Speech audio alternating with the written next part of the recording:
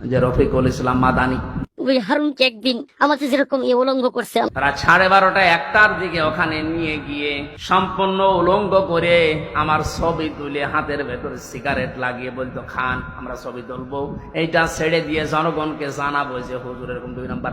আল্লাহ রাব্বুল আলামিন বলেন, পৃথিবীতে 3 জনের দোয়া সঙ্গে সঙ্গে কবুল হয়ে যায়, কোনো পর্দা থাকে না, তার ভেতরে একজন মাজলুম। এ যদি সত্যিই মন থেকে কিছু বলে, আল্লাহ পাক ওটা সঙ্গে সঙ্গে আরো সে তুলে নেয়। এটার প্রমাণ এ হারুন। আমি রিমান্ডে থাকাকালীন জেলখানায় ছিলাম প্রথম 2 মাস ওই ছোট হুজুরের সাথে, যে রফিকুল ইসলাম মাদানী। আমার রাতের বেলা কেঁদে কেঁদে বলতো, রিমান্ডে নিয়ে আমার ওই যে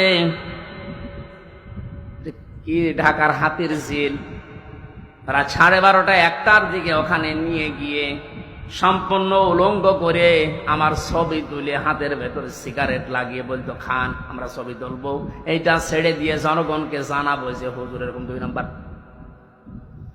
আজকে দেখলাম বলছিল যে আমি ওই দিনই আল্লাহর কাছে ওই মাজলুম অবস্থায় আকাশের দিকে তাকিয়ে দোয়া করেছিলাম, মাবুদ জীবনে যদি কিছুই তোমার দরবারে ভালো না লাগে, কবুল না হয়, আজকের যে দৃশ্য আমার শরীরে এক টুকরা পোশাকও নেই, তুমি দেখতে পাচ্ছ। আমি একটা যুবক মানুষ, আমার অনেকে মনে করি ছোট মানুষ, পিসকি মানুষ না, ওর বয়স এখন 27-30 বছর, কারণ ওই সময় ছিল 27 জেলখানায় 3 বছর, 30 বছর বয়স।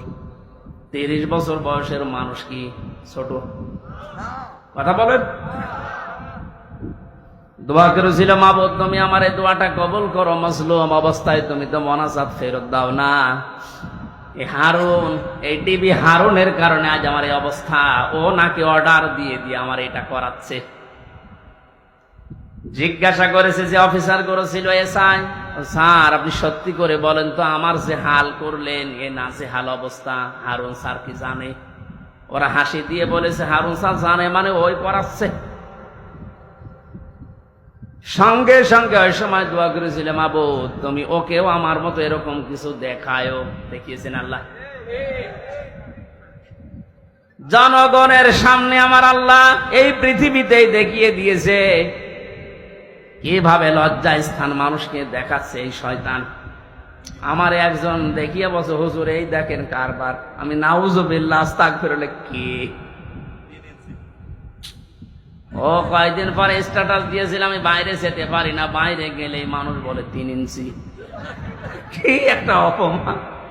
মাত্র কয়েক সেকেন্ডের ভিডিও পাস হয়ে ওর সব হারিয়েছে।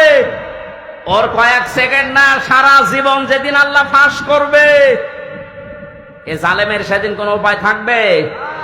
টাকলা মোরাদের মাত্র 6 মিনিট 8 সেকেন্ড। কি ওর নাম?